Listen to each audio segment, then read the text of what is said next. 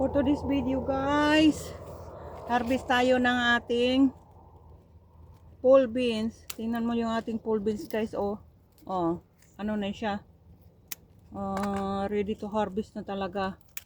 Ayan, so kailangan na natin yung harvestin, diba?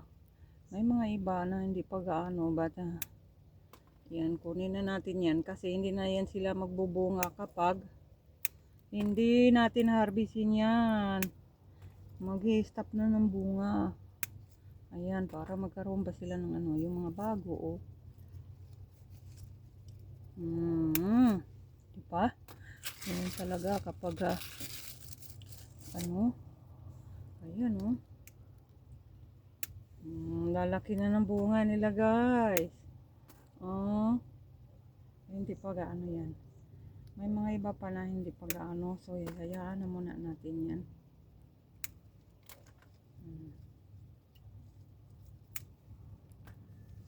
Ito.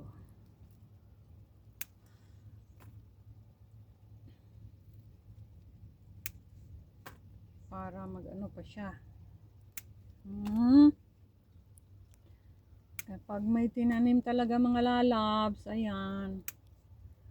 Yak, mayroon tayong anihin. Sipag-sipag ba? Ang dami na natin. Ayan, harvest time. Although hindi pa gana yung iba, hayaan muna natin yung iba. So, balikan na lang natin sa sunod na araw.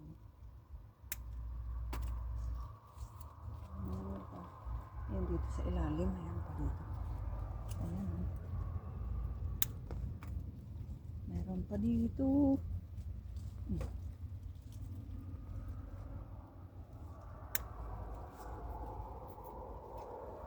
Ayan. Tingnan nyo guys. Ilan na yung na-harvest natin. Diba ha? Ayan. Hanggang doon pa yan sa dulo mga langga diba? Dami pa. Ayan mga langga tuyong-tuyo na siya Kunin na yan. Diba? Ang dami nating harvest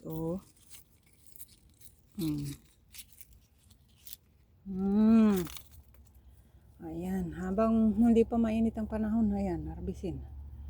Ang dami pa dito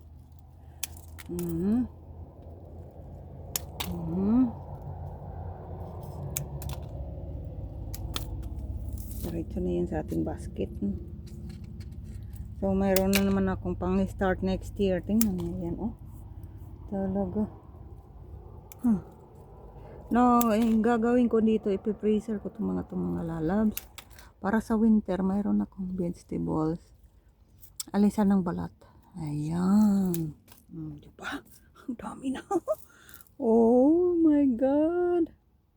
Alright mga langga, ito na yung ating na harvest this time. So nakasegregate na yan. Ito yung ipi-freezer natin or di kaya gugulayin ko kasi medyo mura pa yan.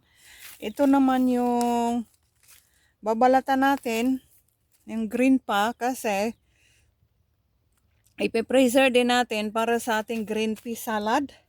Ito naman, isi-save ko yan, ito, for the next season. Diba guys? Kapag may tinanim talaga guys, ayan, ganyan talaga.